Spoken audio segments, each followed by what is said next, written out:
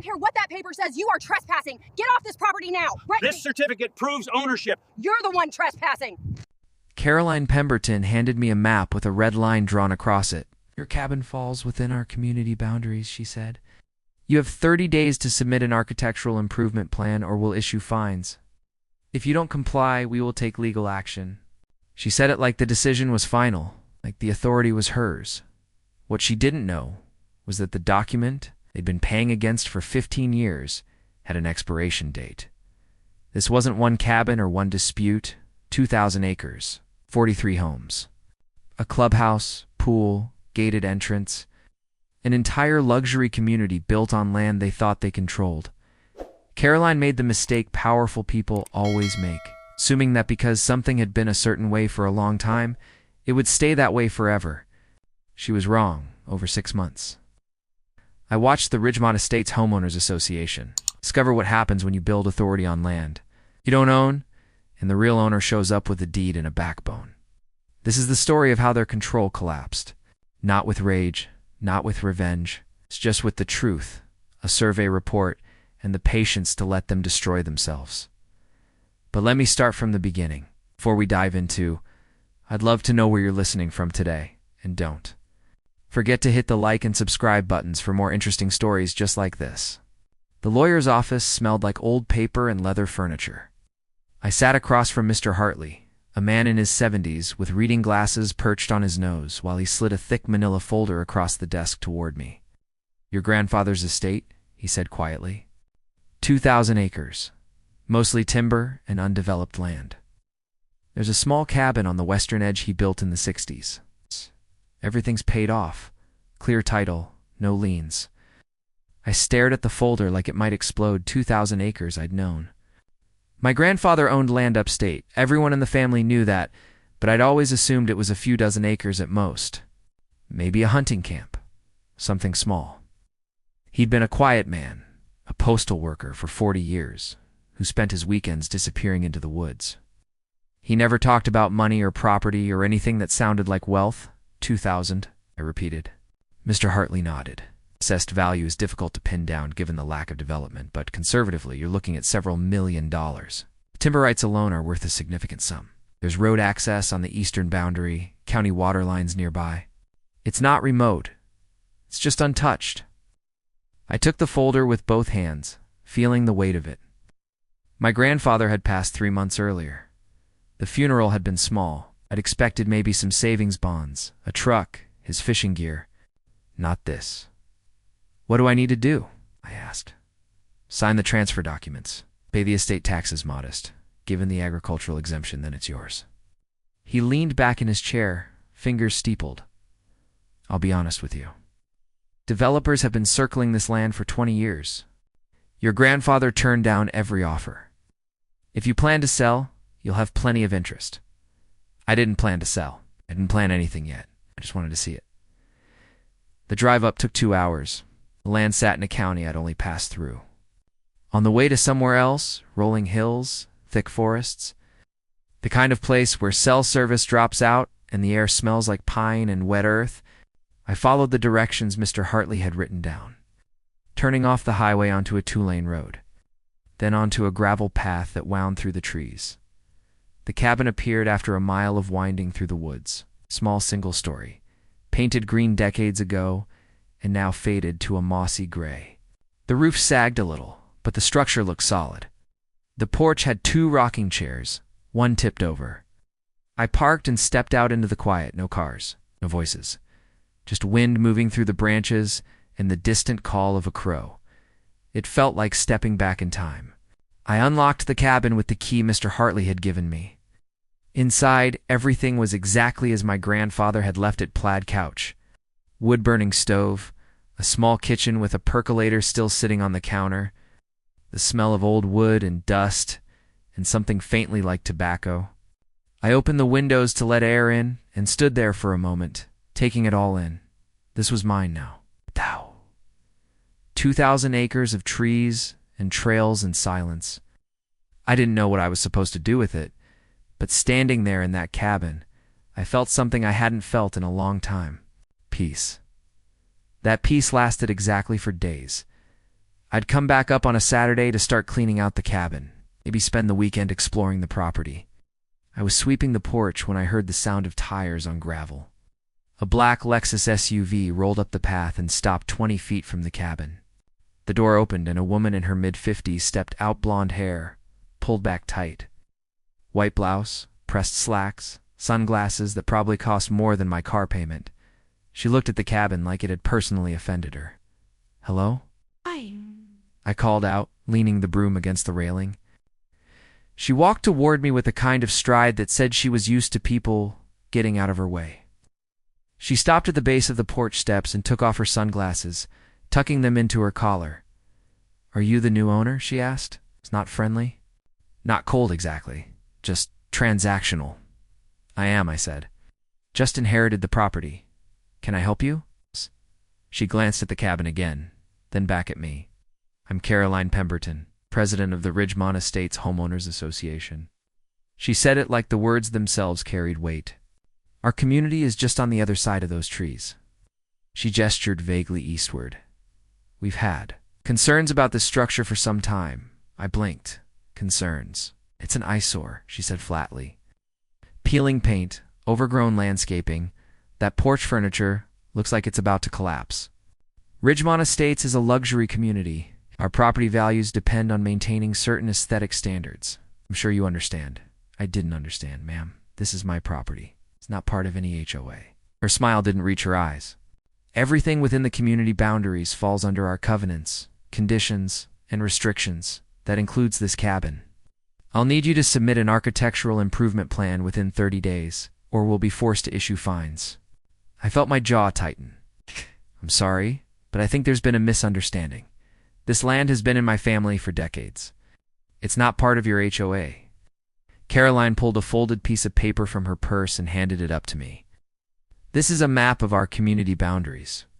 As you can see, your cabin falls within the restricted zone. You'll also need to remove any unapproved structures, sheds, fencing, vehicles, and submit landscaping plans for approval. The board meets on the first Thursday of every month." I took the paper, more out of shock than agreement, and unfolded it. It showed a hand-drawn map with a thick red line marking Ridgemont Estates' boundary.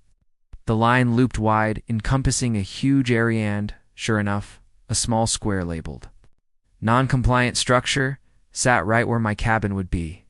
"This doesn't make sense," I said slowly. "My grandfather owned this land outright. There's no HOA agreement in the estate documents, and I suggest you review your paperwork more carefully," Carolyn said, her tone sharpening. "Because as of right now, you're in violation of Section 4. 3 of our CC&Rs, and if you don't come into compliance, we will take legal action." She smiled again, cold and confident. "I'm sure once you understand the situation, you'll see reason. We're not unreasonable people. We just expect everyone to contribute to the community standards." She turned and walked back to her SUV without waiting for a response. The door shut with a heavy, expensive thunk. Gravel crunched under her tires as she drove away, leaving me standing there on the porch, holding a map that claimed my family's land belonged to someone else's rules. I didn't wait. I drove straight back to the city that afternoon and went to Mr. Hartley's office first thing Monday morning, paperwork in hand. "Caroline Pemberton," I said, dropping into the chair across from him. "Ridgemont Estates HOA. She says my cabin is in violation of their rules and I need to submit architectural plans or face fines." Mr. Hartley frowned. He pulled out the estate file and started flipping through documents, deeds, surveys, tax records. "Ridgemont Estates. I know that development. It went up about 15 years ago. It's luxury homes, gated entrance, clubhouse. But it's not on your land. She gave me this." I handed him the map. He looked at it for a long moment, then set it aside. "This is nonsense. Let me pull the recorded plat." Oh. He opened his computer and pulled up the county assessor's website, typing quickly. A few clicks later, a digital map filled the screen. Official, color-coded, its parcel lines and identification numbers. He zoomed in on my property, and then he stopped. "Oh," he said quietly. He turned the screen toward me. The parcel labeled with my grandfather's name. Now my name was massive. It covered everything: the cabin, the woods, the hills. And right there, inside the property lines, was a cluster of smaller parcels labeled Ridgemont Estates, not next to my land. On it. The HOA community, Mr. Hartley said slowly, is built entirely on your property. I stared at the screen. The clubhouse, the entrance gate, the streets. The homes, maybe 40 or 50 of them all sitting inside the boundaries of my 2,000 acres. How is that possible? I whispered. Mr. Hartley leaned back, exhaling slowly. There must be a lease agreement. Ground lease, most likely. Let me check the deed restrictions. He pulled up another file, scrolling through lines of legal text. Then he stopped again. Here, he said, pointing. Ground lease executed 1975, term 50 years, annual payment $2,000. He looked up at me. That lease expired 3 years ago. The room went very quiet. So they don't own the land. I said no, Mr. Hartley confirmed. They never did. I didn't sleep that night. I sat at my kitchen table with the estate documents spread out in front of me, reading the ground lease agreement over and over until the words blurred together. Ground lease agreement. Executed October 12, 1975, between Howard J. Mitchell, lessor, and Pemberton Development Corporation, lessee. My grandfather's signature at the bottom, careful and deliberate in blue ink. The terms were simple. Pemberton Development could lease 85 acres on the eastern portion of the property for residential development. 50-year term, $2,000 per year, paid annually. At the end of the term, all structures and improvements would either revert to the landowner or be removed at the developer's expense. No option to renew, no option to purchase. No clause that transferred ownership. The lease had expired on October 12, 2022, 3 years ago. And according to Mr. Hartley's records, someone had kept paying the $2,000 annually even after expiration into a trust account managed by his law firm. Automatic payments? No contact? No renegotiation. Which meant the HOA had been operating on my family's land without a valid lease for 3 years, possibly without even knowing it. I called Mr. Hartley first thing Tuesday morning. I need a surveyor, I said. Someone who can confirm the property lines and document exactly what's on my land. I know someone, he replied. Give me 2 days. The surveyor's name was Tom Brennan, a man in his 60s with a weathered face and a truck full of equipment that looked like it had survived several small wars. He met me at the cabin on Thursday morning, and we spent 4 hours walking the property lines with a GPS unit, a theodolite, and a stack of maps. He worked quietly, taking measurements, marking points, comparing coordinates to the recorded plat. I followed behind, watching him plant little orange flags in the ground at each corner. When we finished, we stood at the entrance gate to Ridgemont Estates. Fancy stone archway with wrought iron lettering and a guardhouse that looked like it belonged at a country club. Tom tapped one of his flags, planted 3 feet in front of the gate. This is your property line, he said. Everything past this point, the gate, the streets, the clubhouse, all the home sits on your land. I looked past the gate at the perfectly manicured lawns, the Tudor-style homes with their 3-car garages, the brick clubhouse with its fountain and tennis courts. How many homes? I asked. 43, Tom said, checking his notes, plus the clubhouse, the community pool, 2 retention ponds, and about 8 acres of common area green space. And none of it is theirs. It's not unless they've got a valid lease or deed, Tom confirmed, which according to the plat, they don't. He handed me a USB drive. Full survey report, coordinates, photos, GPS data. Everything you need. I took it and stared at the gate for a long moment, feeling something heavy settle in my chest. This wasn't going to be simple. I sent the letter on Friday, certified mail. Return, receipt requested, addressed to Caroline Pemberton and the Ridgemont Estates Board of Directors. I kept it factual. No threats, no emotion, just the truth, backed up by documents. Dear Miss Pemberton and board members, I am writing to clarify the ownership and lease status of the land on which Ridgemont Estates is located, as outlined in the attached survey report. In recorded deed, the 85-acre parcel occupied by your community is part of a 2,000-acre Property owned by my family since 1962. A ground lease executed in 1975 between my grandfather, Howard J. Mitchell, and Pemberton Development Corporation allowed residential development on this parcel for a term of 50 years at $2,000. Annually, that lease expired on October 12, 2022. No renewal clause exists. No purchase agreement was executed. I am providing this notice as a courtesy and to request a meeting to discuss the path forward. Please contact me at your earliest convenience. I attached the survey report, a copy of the original lease, the recorded deed, and the county plat map. Then I mailed it and waited. The response came 6 days later. Not a phone call, not an email. A FedEx envelope, thick and official, with a law firm's return address embossed in the corner. I opened it at my kitchen. Table, cease and desist, unnoticed, to whom it may concern. This firm represents the Ridgemont Estates Homeowners Association. Your recent correspondence contains false and defamatory claims regarding property ownership. Our client has held legal title to the land in question for over 15 years through adverse possession and continuous uninterrupted use. Your assertion that a lease has expired is irrelevant, as our client has occupied and improved the property openly, notoriously, and without objection for a period exceeding the statutory requirement for adverse possession under state law. Any further harassment of our client or attempts to assert unfounded claims will result in legal action for trespass, slander of title, and intentional interference with property rights. You are hereby ordered to cease all contact with the Board of Directors and retract your claims immediately. I read it twice, feeling my pulse tick up with each line. They weren't denying the lease. They were pivoting to adverse possession, the legal doctrine that lets someone claim ownership of land if they've used it openly and without permission for a certain number of years, except they had permission. The lease, and they'd been paying rent even after it expired. Adverse possession doesn't apply when you're paying rent.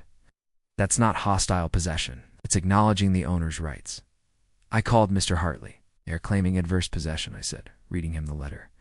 There was a pause. Then he laughed, not a pleasant laugh, sharp, incredulous bark. They've been paying rent, he said, into the trust account. Every year. I have the records right here. Automatic ACH transfer from Ridgemont Estates HOA operating account. Payment was January 15th of this year, so they can't claim adverse possession. Not even close, Mr. Hartley confirmed. Adverse possession requires hostile use, meaning without the owner's permission and without paying rent. The moment they started paying, they acknowledged your family's ownership. This letter is a bluff. What do I do? You call their bluff, he said simply. Send a response. Cite the rent payments. Offer them a new lease or notice to vacate. Make it formal. Make it clear you're not going away. I drafted the response that night, and Mr. Hartley reviewed it the next morning. We sent it by certified mail and email, directly to the law firm, and copied to every board member whose address I could find in the county records. Dear Counsel, your Sesondasis letter dated November 18th claims adverse possession of property located at parcel number. Its claim is without merit, as documented in the attached records. Ridgemont Estates HOA has made annual lease payments of $2,000 to the Howard J. Mitchell Family Trust from 2008 through the present year. These payments constitute acknowledgement of the landowner's title and negate any claim of adverse possession under state law. The original ground lease, executed in 1975, expired on October 12, 2022. No renewal terms exist as the current landowner. I am prepared to offer a new lease agreement under revised terms, or alternatively, I will pursue legal remedies to recover possession of the property. Please respond within 14 days. I attached the trust account ledger showing 15 years of payments. Every single one. $2,000 like clockwork, every January. Then I waited again. This time, the response came faster. 3 days later, my phone rang. Unknown number. This is Carolyn Pemberton. Her voice was tight, controlled. Need to talk? I'm listening, I said. Your letter is inaccurate. Our attorney has advised us that the payments you referenced were made in error by a prior management company. They do not constitute acknowledgement of any lease or ownership claim. I leaned back in my chair, staring at the ceiling. Miss Pemberton, those payments were made for 15 consecutive years. That's not an error. That's a pattern. We own this land, she said, her voice hardening. We have deeds. We have title insurance. We've been here for over a decade without interference. If you continue to harass this community, we will take legal action. You don't own the land, I said quietly. You lease it, and that lease expired 3 years ago. There was a long silence. What do you want? She finally asked. I want to meet with your board, I said. In person. I want to show you the documents, the survey, the lease terms, and then I want to negotiate a fair agreement. Another pause. Fine. Next Thursday, 7 p.m. Clubhouse conference room. I'll be there, I said. She hung up without saying goodbye. I sat there for a moment, phone still in my hand, and felt the weight of what was coming settle over me. They didn't believe me, or they didn't want to. Either way, this was about to get much harder before it got easier. I pulled out the lease agreement one more time and read the final clause, the one I'd underlined in red ink. Upon expiration or termination of this lease, lessee shall vacate the premises or negotiate new terms acceptable to lessor. Negotiate new terms. I opened my laptop and started drafting a proposal. 50 years had passed. Costs had changed. Property values had exploded. $2,000 a year didn't even cover the property taxes anymore, if they wanted to stay. The terms were going to reflect reality, and if they didn't want to negotiate, then they'd learn the hard way that you can't build a kingdom on land you don't own and expect the real owner to just disappear. The clubhouse conference room had the kind of furniture that screamed luxury community: leather chairs, polished oak table, recessed lighting, and a coffee station with a machine that probably costs more than my first car. I arrived 10 minutes early, carrying a leather portfolio with every document I needed: survey report, the original lease, the deed, the trust account ledger, the proposal I'd spent 3 days drafting. Caroline Pemberton was already there, seated at the head of the table with 4 other board members flanking her like a corporate firing squad. 2 men in their 60s, both in polo shirts with the Ridgemont Estates logo embroidered on the chest. 1 woman in her 50s wearing a crisp blazer and the kind of pearl necklace that said old money. And a younger guy, maybe 40, with slicked back hair and a Rolex that caught the light every time he moved his wrist. Nobody smiled when I walked in. Please sit, Carolyn said, gesturing to the chair at the opposite end of the table. The power play was obvious: me alone at one end, the 5 of them lined up at the other. I sat down and set my portfolio on the table. Thank you for meeting with me, I said. I think once we review the documents, we can come to an agreement that works for everyone. Caroline folded her hands on the table. Before we begin, I want to make something clear. This board has operated in good faith for over 15 years. We've maintained this community, paid our bills, followed every regulation. If you're here to make baseless accusations or demands, this meeting is over. I nodded slowly. I understand.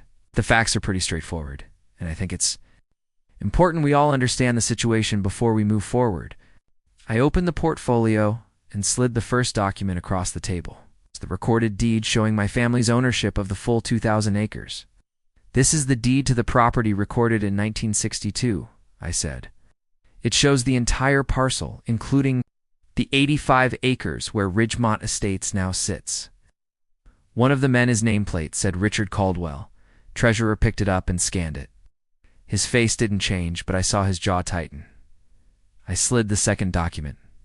This is the ground lease executed in 1975 between my grandfather and Pemberton Development Corporation. 50-year term. $2,000 annually. It expired October 12, 2022. Caroline didn't touch it. We've been through this. Lease is irrelevant. We've held this land through adverse possession. I slid the third document, the trust account ledger. This shows the annual payments made by Ridgemont Estates HOA into the Howard J. Mitchell Family Trust, $2,000, every January for the last 15 years. The last payment was made 8 months ago. The younger guy nameplate read, Brandon Ellis, secretary, leaned forward and grabbed the ledger. His eyes moved down the columns of dates and amounts, and I watched his expression shift from confident to confused. Wait, he said. We've been paying rent. Apparently, I said, which means adverse possession doesn't apply. You can't claim hostile possession of land when you're actively paying the owner. The woman in the blazer, Margaret Winters, vice president, spoke for the first time. Our management company handles the financials. We were told these were utility easement fees. They're not, I said simply. They're lease payments. And the lease expired 3 years ago. The room went quiet. I could hear the hum of the air conditioning and the faint clink of someone's wedding ring tapping against the table. Caroline's face had gone pale, but her voice stayed steady. What exactly do you want? I pulled out the final document, my proposal, slid copies down the table to each of them. I'm offering a new lease agreement, I said. 30-year term. $6,000 annually, payable in monthly installments of $500. That's triple the original rate, but it's still well below market value for 85 acres of developed land. Brandon flipped through the proposal, his Rolex catching the light again. 6,000? That's absurd. It's reasonable, I said calmly. The original lease was signed 50 years ago. Property values have increased. Taxes have increased. $2,000 a year doesn't even cover the annual tax burden on this parcel anymore. You're trying to extort us, Carolyn said, her voice cold now. This is a shakedown. I met her eyes. This is a lease negotiation. You're occupying my land without a valid agreement. I'm offering you terms to stay. If you'd rather not sign, that's your choice, but I'll pursue legal remedies. To recover possession of the property. Richard, the treasurer, set down the proposal and rubbed his face with both hands. Jesus Christ, he muttered. This is theft, Caroline snapped. You're trying to steal our community? I'm not stealing anything, I interrupted, keeping my voice level. I own the land. You built on it under a lease that expired. I'm offering you a way to stay. But the old terms are gone. We negotiate new ones, or you vacate. Margaret looked at me, her expression somewhere between anger and fear. And if we refuse, then I'll file for eviction and pursue damages for 3 years of unauthorized occupancy. The air in the room felt like it had been sucked out. Caroline's face had gone from pale to flushed, her hands gripping the edge of the table. Get out, she said quietly. I'm sorry. Get out. Her voice was shaking now. This meeting is over. We'll not be extorted, and we will not negotiate with someone trying to con us out of our property. I stood, slowly, gathering my documents. You have 14 days to respond in writing. After that, I'll assume you're declining the offer and proceed accordingly. I walked out of the conference room and through the clubhouse lobby. Past the grand fireplace and the framed photos of smiling residents at community events. Nobody followed me. Nobody said another word, but I could feel the weight of what I'd just set in motion. The emergency HOA meeting was called for the following Tuesday night. I wasn't invited, but I heard about it from Mr. Hartley, who heard about it from someone at the county clerk's office who lived in Ridgemont Estates. According to the email blast sent to every homeowner, the meeting was to address false claims made by an outside party attempting to interfere with community operations. The homeowners packed the clubhouse. Over 100 people crowded into the main hall, standing in the back when the chairs ran out. I wasn't there, but 3 days later, I got the first phone call that told me how it had gone. The number was local but unfamiliar. I answered cautiously. Is this the landowner? A man's voice asked. Older, careful. Yes, I said. Who's this? My name is Mike Torrance. I live in Ridgemont Estates. Bought my home here 12 years ago. He paused. I need to know if what Caroline said at the meeting is true. What did she say? She said you're trying to extort the HOA? That you're making up a story about owning the land to squeeze money out of us? She said the board's attorney confirmed we own the property and you have no legal standing. I sat down slowly. That's not true. Then what is true? He asked. And I could hear the worry in his voice. Because I've got $300,000 into this house. If there's something wrong with the title, Mr. Torrance, I said gently. Do you have a copy of your deed? Yeah, somewhere. Can you pull it up? Look at the legal description. There was a pause, the sound of papers rustling. Okay, I'm looking at it. Does it say anything about a ground lease? Or does it say subject to lease anywhere in the fine print? Longer pause. Then, oh my God, what does it say? It says, subject to ground lease dated October 1975, recorded at ... hot. His voice trailed off. What does that mean? What? You own your house? I said carefully. But the land under it is leased. The HOA holds the lease. Or at least they used to. Used to. The lease expired 3 years ago. I'm offering them a new one, but they're refusing to negotiate. Silence. Then what happens to my house if they don't sign?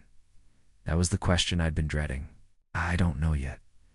That's why I'm trying to work this out before it gets to court. He exhaled, shakily. Caroline told us, you're the problem, that you're lying, that we have nothing to worry about. Mr. Torrance, I can send you copies of everything, the deed, the lease, the survey.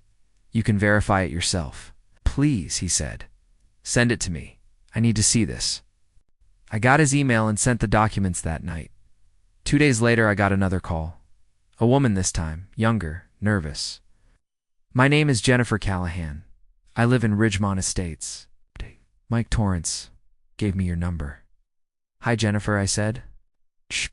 It true? She asked, her voice tight. Are we really on your land?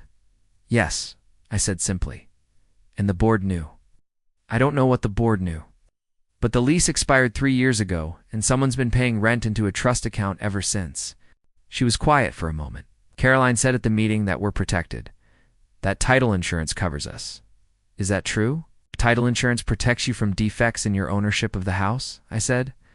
But if the land under the house is leased, and that lease is in dispute, I don't know how that plays out. You'd need to talk to a lawyer. God, she whispered. We just refinanced. If the title is clouded, I'm not trying to take anyone's home, I said quickly. I'm trying to get the HOA to sign a new lease so this doesn't become a legal disaster for everyone, but they're refusing. Because Caroline won't admit she was wrong, Jennifer said bitterly. She told everyone you're a con artist, that we should ignore you and let the lawyers handle it. Have they hired a lawyer? I think so. She said they're doing a title search and that we'll have proof you're lying within the week. I almost laughed. Good. I hope they do, because the title search is going to confirm everything I've said. Jennifer hesitated. If the board keeps refusing, what happens to us? I don't know, I admitted. But I don't want this to go to court. I'm offering fair terms. If they just sit down and negotiate, they won't, she interrupted. Caroline would rather burn the place down than admit she's wrong. The third call came that Friday. A man named Tom Berkeley, retired, cautious. I've lived here 9 years, he said. Paid off my mortgage last year. Thought I was set. Now I'm hearing my property might not be worth anything. That's not what I'm saying, but it's what could happen, right? He pressed. If this goes bad, if the courts get involved, my home value tanks. I can't sell. I can't refinance. I'm stuck. Yes, I said quietly. That's a risk. It was silent for a long moment. What do you want from us? Nothing, I said. I want the HOA board to sign a lease. $6,000 a year for 30 years. That's it. Everybody stays. Everybody's protected. Life goes on. And if they don't, this gets ugly for everyone. Tom exhaled slowly. There's a recall petition going around. Some of us want to vote the board out and bring in people who'll actually negotiate. That might be smart, I said. Caroline's fighting it. Says it's a coup. Says we're siding with the enemy. Your enemy, Mr. Berkeley? I know, he said quietly. But she's convinced half the neighborhood you are. After he hung up, I sat at my kitchen table with my phone in my hand, staring at the pile of documents I'd printed and reprinted a dozen times. This wasn't about money anymore. It wasn't even about the land. It was about control, about pride, about a board president who would rather destroy her own community and admit she'd made a mistake. And the homeowners, the people who'd bought houses and built lives here, were the ones caught in the middle. I opened my laptop and started drafting. Another letter. Not to the board this time. To every single homeowner in Ridgemont Estates. If Caroline wanted to paint me as the villain, fine.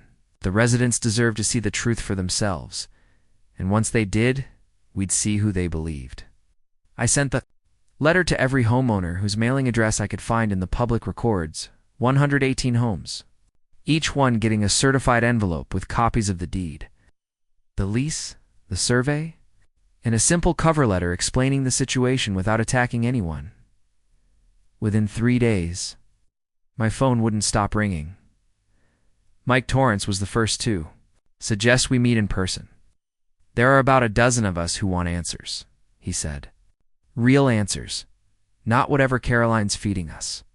Can you meet us somewhere neutral? We settled on a diner 2 towns over Sunday morning at 9.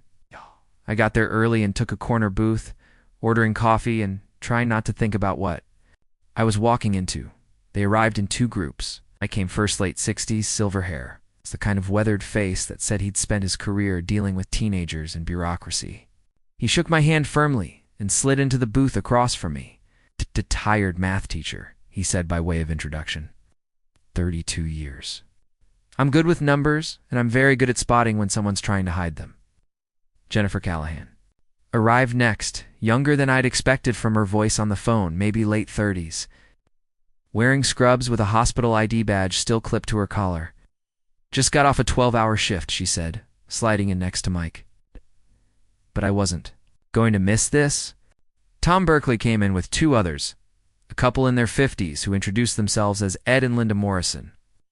Tom was stocky, solid, with carpenter's hands and a cautious expression. Ed and Linda looked exhausted, like they hadn't slept. In days, we ordered breakfast and I spread the documents across the table maps. Deeds, the lease agreement, the trust ledger. Tell us everything, Mike said. From the beginning. So I did. I explained the inheritance, the lease my grandfather had signed in 1975, the expiration 3 years ago, the ongoing payments.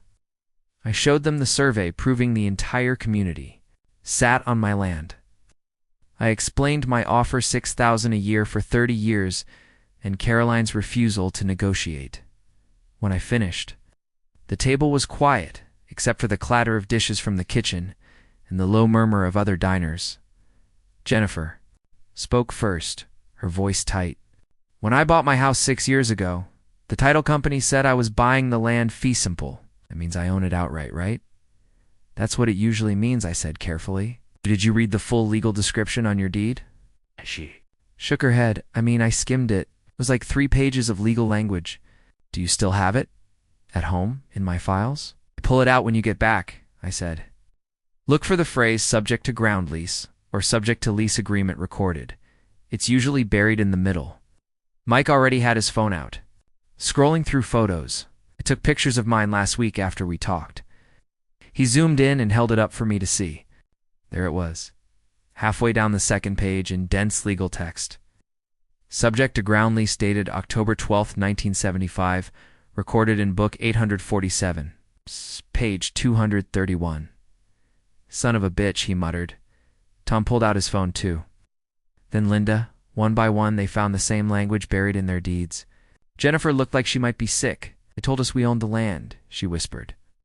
When I closed, the HOA president at the time, I can't even remember his name, he said the ground lease was administrative, that it was handled at the association level and we didn't need to worry about it. Same here, Ed said. We bought in 2011. They said it was a formality from the original development and had no impact on ownership. Did anyone tell you the lease was expiring, I asked. Silence. Did anyone mention it at board meetings? Annual meetings? In the budget? Reports, more silence.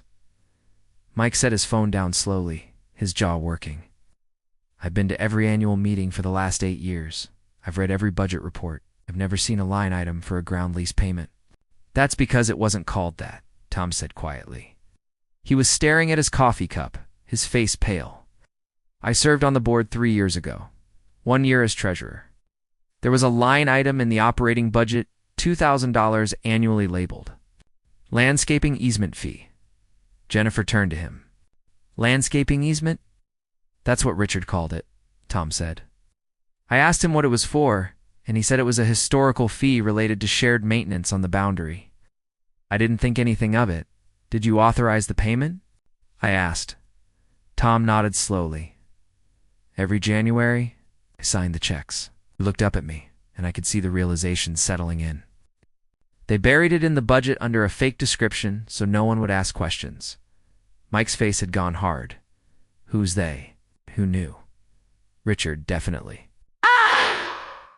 He's been treasurer for 6 years, and Carolyn, she's been president for 4. Had to know. Tom rubbed his face. Jesus, how long has this been going on? The payments go back 15 years, I said. I don't know who authorized them before Richard, but someone's been aware of the lease the whole time. Linda Morrison spoke up for the first time, her voice shaking. We refinanced 2 years ago. The title company flagged the ground lease during the search. I called Caroline to ask about it. She told me it was an expired document that had been replaced by a warranty deed when the development was sold. She said I could ignore it. Did she put that in writing? I asked. Email, Linda said. I can find it. Do that, Mike said, his voice clipped. Because if she told you the lease was expired and replaced and she knew damn well it wasn't, that's fraud. The word hung in the air like a grenade. We spent the next 2 hours in that diner booth, going through documents and piecing together what the board had known and when. Jennifer went home and came back with her laptop, pulling up the HOA's website and accessing the member portal. Meeting minutes are supposed to be posted here, she said, scrolling through. But there are gaps, entire meetings missing. Mike leaned. Over her shoulder? Go to March of last year? That's when the lease would have been 3 years expired. Jennifer clicked through. There's no minutes posted for March. What about February? April, she checked. Both were their neatly formatted PDFs with attendance records and vote tallies. But March was gone. That's not an accident, Mike said. Quietly, Tom pulled out his own phone. I still have access to the shared board drive from when I served. Let me check if the original files are still there. He typed quickly, navigating folders. Then he stopped. Here, March 2023 meeting minutes. Never published. Can you open it? Jennifer asked. Tom tapped the screen, scanning the document. His face went white. Oh my God, what? Mike demanded. Tom turned the phone around so we could all see. Halfway. Down the page under New Business was a paragraph that made my stomach drop. President Pemberton raised the issue of the ground lease expiring in October 2022. Treasurer, Caldwell confirmed. The lease has expired and no renewal clause exists. Board discussed options including adverse possession claim and negotiating with the current landowner's estate. President Pemberton recommended no action at this time. As the landowner Howard Mitchell is deceased and the estate may not pursue the matter, motion to table indefinitely. Proved 5-0. The diner felt like all the air had been sucked out of it. They knew, Jennifer said, her voice barely a whisper. They knew the lease expired, and they decided to just hope no one noticed. Not hoping, Mike said, his voice cold. That's gambling. With our homes, our equity, our futures. Linda had tears in her eyes. We trusted them. I sat back, feeling the weight of what we'd just uncovered. This wasn't incompetence. It wasn't an oversight. The board had known the lease was expired, known they had no legal right to the land, decided to bury it and hope my family never came looking. And when I did show up, they'd lied, called me a con artist, threatened me, tried to turn the entire community against me to cover up their own negligence. What do we do? Jennifer asked, looking at me. You call a special meeting? I said. Demand answers. Demand accountability. And if they won't give it to you, you remove them. Mike nodded slowly. Vote of no confidence. We can force it if we get 20% of homeowners to sign a petition. We'll get 20% by tomorrow, Tom said grimly. Once people see this, they got 35%. 41 homeowners signed the petition within 24 hours, demanding a special meeting to address board mismanagement and failure to disclose material information regarding property rights. Carolyn tried to block it. She sent an email to the membership claiming the petition was invalid and submitted under false pretenses by individuals acting in coordination with an outside party attempting to defraud the association. That email backfired spectacularly. Days later, 73 homeowners showed up at the clubhouse for the special meeting, more than had attended any meeting in the community's history. Mike, Jennifer, and Tom presented the evidence: the buried minutes, the hidden lease payments, the emails where Caroline had lied to homeowners about the lease status. The vote of no confidence passed 68-5. Caroline refused to step down. "This vote is illegitimate," she said from the front of the room, her face flushed, her voice shaking. "You've all been manipulated by someone who wants to steal this community. I will not surrender my position to a mob." Mike stood up. "Then we'll remove you by force of the bylaws."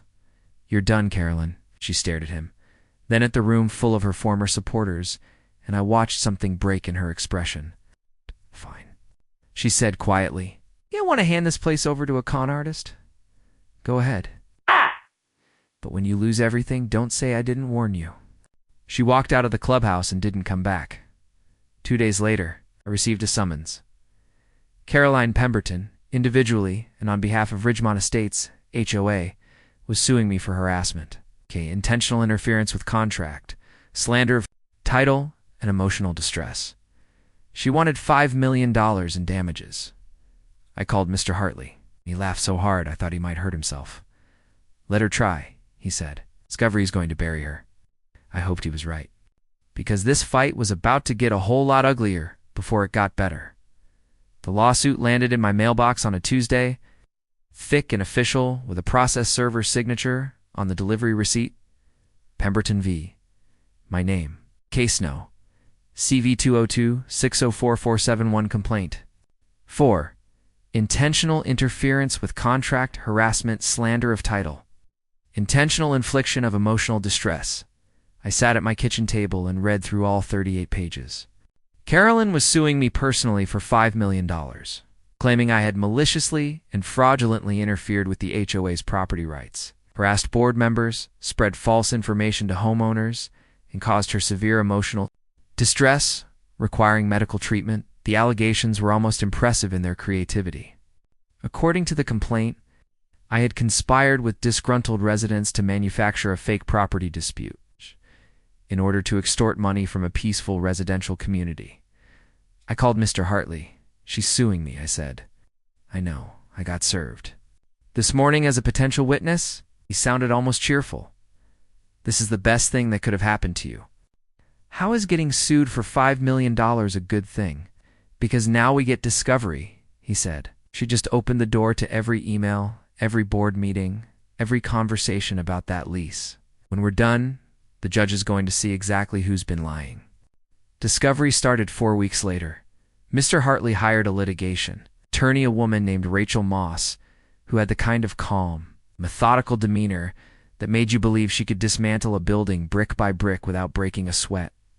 Requesting all board communications regarding the ground lease from 2020 to present, Rachel explained during our first strategy meeting. All financial records showing the lease payments. All meeting minutes published and unpublished. And we're deposing every board member. "What are we looking for?" I asked. "At your proof." "That they knew the lease expired and chose to hide it," she said. "Once we establish that, her claims fall apart. You can't sue someone for harassment when you're the one committing fraud." The emails came through in waves. Hundreds of pages of PDF documents, Outlook threads, text message screenshots. Rachel and I spent days going through them, highlighting anything relevant. And then we found it, an email chain from October 2022, right when the lease expired. Richard Caldwell, the treasurer, had sent a message to the full board with the subject line, "Ground lease expiration action required. The lease agreement with the Mitchell estate expires this month. I've reviewed the terms and there is no renewal clause. We have 3 options. 1. Contact the estate and negotiate a new lease. To claim adverse possession based on 15+ years of continuous use. Or 3. Do nothing and hope the estate doesn't notice." Caroline's response, sent 2 days later, was damning. "Let's table this. Howard Mitchell is deceased and the estate is in probate. Odds are low that anyone will pursue this. If they do, we'll deal with it then. No need to alarm the membership over something that may never be an issue." Rachel set the printout on the table between us and smiled. "That's it. That's the case. The depositions were scheduled over 3 weeks. Richard went first, nervous and defensive, insisting he'd only followed the president's direction and assumed legal counsel had been consulted. When Rachel asked him if he'd ever disclosed the lease expiration to the general membership, he admitted he hadn't. Did you intentionally label the lease payment as landscaping easement fee to hide its true nature? Rachel asked. Richard hesitated. That was the description used by the previous treasurer. I just ... kept it, so you knowingly concealed a material financial obligation from the homeowners you were supposed to serve. I didn't think it was material, he said weakly. Margaret Winters, the vice president, broke down during her deposition and admitted she'd raised concerns about the lease expiration in a closed executive session. And Caroline had told her to let it go. But Caroline's deposition was the one that sealed it. She walked into the conference room in a designer suit, lawyer beside her, and sat down across from Rachel with the kind of rigid composure that said she thought she could talk her way out of anything. Rachel started gently walking through Caroline's tenure as president, her responsibilities, her knowledge of the community's history. Then she slid the email across the table. Do you recognize this? Caroline barely glanced at it. Yes. That's a communication regarding an administrative matter. An administrative matter? Rachel repeated. The expiration of the ground lease that your entire community sits on. We believed we had a valid adverse possession claim. On what legal advice? Caroline hesitated. It was a board decision. Did you consult an attorney before deciding to do nothing and hope the estate doesn't notice? We discussed it internally. That's not what I asked. Did you consult an attorney? Silence. Miss Pemberton, you've been paying rent to the Mitchell Family Trust for 15 years. Doesn't that negate any claim of adverse possession? Caroline's jaw tightened. We didn't know those payments were related to the lease. The management company handled that. Rachel pulled out another document, the trust ledger, with notes showing the payments came directly from the HOA operating account. These payments were made by check, signed by your treasurer, from your operating budget. Are you saying you had no knowledge of this? I'm saying it was categorized as an easement fee. An easement fee that perfectly matched the lease payment amount and was made every January on the lease anniversary date. Caroline's lawyer put a hand on her arm, but she shook him off. We've been here for over 15 years. We've maintained this property, improved it, invested millions of dollars. The original owner is dead. This land is ours by right of investment and use. Rachel leaned back. So you believe that because you've been here a long time and spent money, you're entitled to property you don't own? We've earned it, Caroline said, her voice hard. Rachel looked at the court reporter. Let the record show the witness believes sweat equity entitles her to someone else's land. The motion to dismiss came 6 weeks later. Rachel filed a comprehensive response to Caroline's lawsuit, attaching the emails, the deposition transcripts, and a legal brief arguing that every claim was baseless. The judge scheduled a hearing for the following month. We sat in a wood-paneled courtroom that smelled like floor polish and old books. Caroline and her lawyer on one side, me and Rachel on the other. The judge, a woman in her 60s named Sandra. Kowalski read through the briefs in silence for what felt like an hour. Then she looked up. Miss Pemberton, I've reviewed your complaint. In the defendant's response, I've read the depositions. I've seen the emails. She set the papers down. Your claims are without merit. You cannot sue someone for harassment when they're asserting legitimate property rights.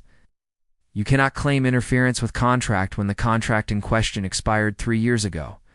And you certainly cannot claim adverse possession when you've been paying rent. Caroline's lawyer stood. Your Honor, we believe Judge Kowalski held up a hand. I'm dismissing this lawsuit with prejudice. Furthermore, I'm ordering both parties to mediation within 30 days to resolve the underlying lease dispute.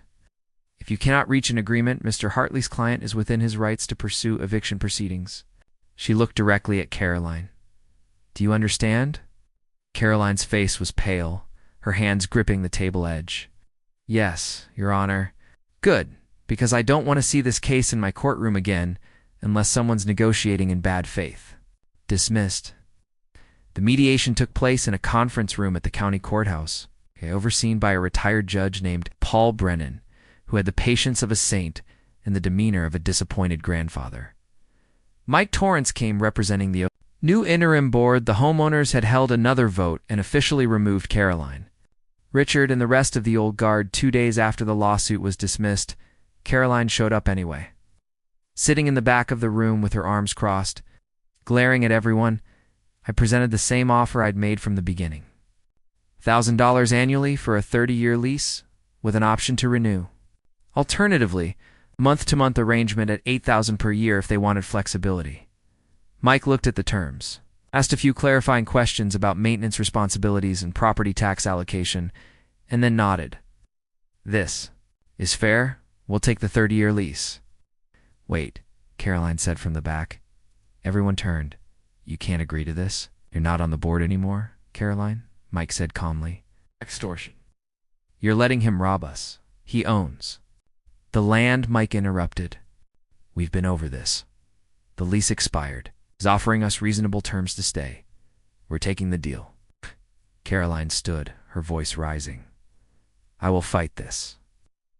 I will sue every single one of you for breach of fiduciary duty." Judge Brennan cleared his throat. "Miss Pemberton, you're not a party to this mediation. I'm going to have to ask you to leave." She stared at him, then at Mike, then at me. And for just a moment, I saw something in her expression that wasn't anger or arrogance. It was fear.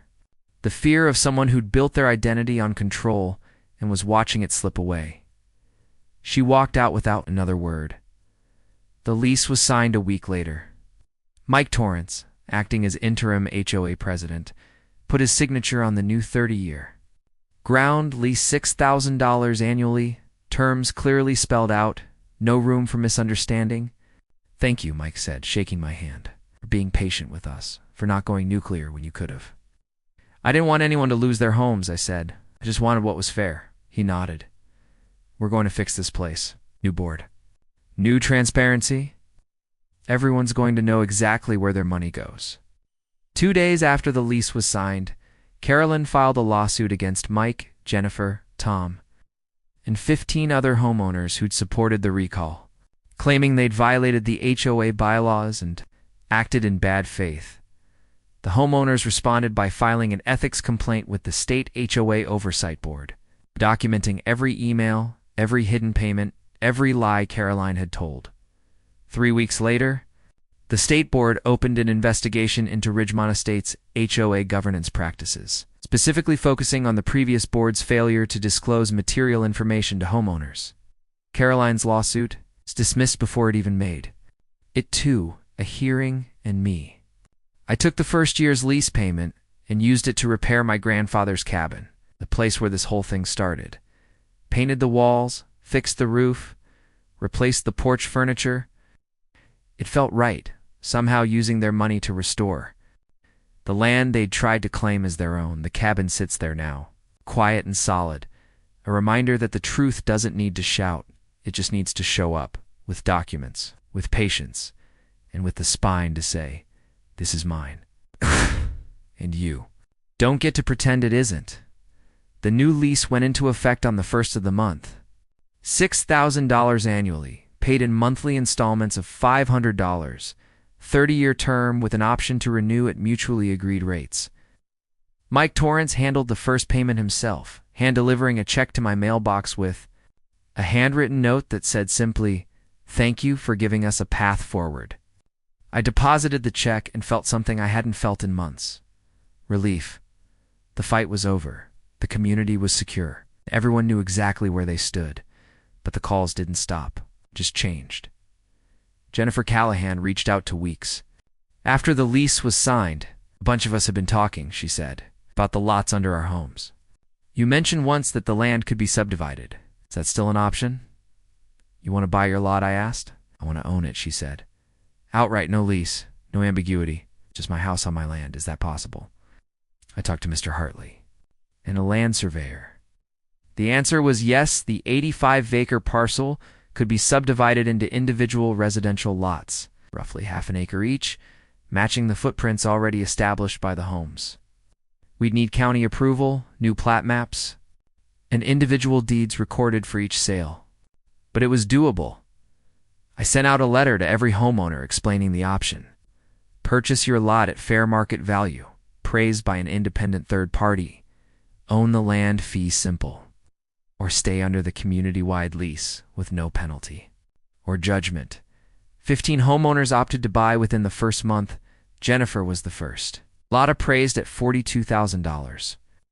Reasonable for half an acre of developed residential land in that county. She closed in 3 weeks, and I handed her the deed myself, watching her eyes well up as she read her name on the document. That said, she owned every square foot under her home. I can't tell you what this means, she said quietly. After everything that happened, to actually own this, it feels like I can finally breathe. Mike bought his lot. Tom Berkeley bought his. Ed and Linda Morrison bought theirs. One by one, the closings happened, each one smooth and fair. Each new deed recorded at the county clerk's office. The other 28 homeowners stayed under the lease, content with the security of a 30-year agreement and the significantly lower cost. Some were older, planning to downsize in a few years. Others just didn't want the hassle, and that was fine. The lease protected them just as much as a deed would. Everyone had a choice. Everyone knew the terms, and everyone could move forward without fear that the ground under their feet might disappear. Carolyn Pemberton listed her house 6 weeks after the lawsuit was dismissed. The for sale sign went up on a Thursday morning, tasteful, expensive, the kind realtors use for luxury properties. I heard from Mike that she'd barely been seen in the neighborhood since the recall vote. No more morning walks. No more clipboard inspections. It's just silence, and then the sign. The house sold in 3 weeks. I never saw her again. Richard Caldwell moved out 2 months later, quietly without announcement. Margaret Winters followed shortly. After, one by one, the old board members who'd buried the truth and gambled with other people's homes simply, left no fanfare, no confrontation. Just the recognition that they'd lost the trust of the community they'd claimed to serve, and there was no getting it back. The new board, Mike as president, Jennifer as treasurer. Tom as secretary, operated with a transparency the old guard never had. Meeting minutes posted within 48 hours. Budget line items explained in plain language. Open door policy for questions. They even created a community newsletter explaining the lease terms, the lot purchase option, and the history of what had happened. So new residents would never walk into the same trap. People deserve to know what they're buying, Mike told me over coffee one Saturday morning. No more surprises. No more buried documents. If we're going to run this place, we're going to do it right. I believed him. And more importantly, so did the other homeowners. I used the first year's lease payment exactly the way I'd planned. On the cabin, new roof, professionally installed. Fresh paint, forest green, the same color my grandfather had used 60 years ago, mixed special by a guy at the hardware store who remembered him. New porch furniture, solid cedar rockers that wouldn't tip over in the wind.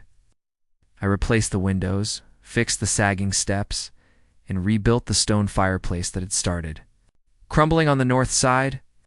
It took 3 months and most of the $6,000, but when I finished, the cabin looked the way it must have looked in 1965 when my grandfather first built it, sturdy, simple, and entirely his. I spent a weekend up there after the work was done, sitting on the porch with a cup of coffee, watching the sun filter through the pine trees. The air smelled like sawdust and earth. Somewhere in the distance, I could hear kids laughing in the Ridgemont Estates community pool. It didn't bother me. They weren't trespassers anymore. They were tenants. Neighbors, even. People who'd chosen to stay under terms we'd all agreed. TOI walked the property that weekend, following old trails my grandfather had cut decades ago, marking trees for selective timber harvest, planning improvements. 2,000 acres is more land than any one person needs, but it felt right to hold on to it, to keep it undeveloped, to let it stay wild, except for the small corner where people had built their lives. There was balance in that. fairness, they got their homes. I kept my land. And everyone knew where the lines were. Mike called me a few months later, inviting me to a community barbecue. Nothing formal, he said, just neighbors. You're part of this place now, whether you like it or not. I almost said no. I'm not much for crowds, and I wasn't sure how the homeowners who'd sided with Carolyn, the ones who'd believed I was a con artist, would react to seeing me, but I went. The barbecue was held at the clubhouse, the same building, where Carolyn had tried to intimidate me, where the board had dismissed my documents, where the homeowners had finally forced the vote that changed everything. Now, it was full of families, kids running around with popsicles, the smell of grilled burgers and the sound of classic rock playing from someone's Bluetooth speaker. People came up to me, shook my hand, thanked me for not taking their homes, apologized for believing the lies. A few even laughed about the absurdity of it, all how close they'd come to disaster because they're bored. Couldn't admit a 50-year-old lease had an expiration date. You could have bankrupted us, one man said. A guy in his 40s I'd never met. Could have demanded back rent, sued for damages, kicked us all out, but you didn't. Why? I thought about that for a moment. Because this was never about hurting anyone, I said. It was about making sure everyone respected what was real. I own the land. That's not negotiable. But you all live here? You've built lives here? There was a way to make it work for everyone. It just took people willing to admit the truth. He nodded slowly. Well, thank you for being reasonable when you didn't have to be. I stayed for 2 hours, ate a burger, talked to Mike and Jennifer, and Tom about trail access and whether I'd be willing to let the HOA use a corner of my land for a community garden. I was. It felt strange and comfortable at the same time, being part of something I'd fought so hard to define the boundaries of. When I left, I drove past the stone entrance gate with its wrought iron lettering, and I remembered standing there months ago with a surveyor, planting an orange flag 3 feet in front of it. This is your property line. Everything past that point was still mine. It always had been.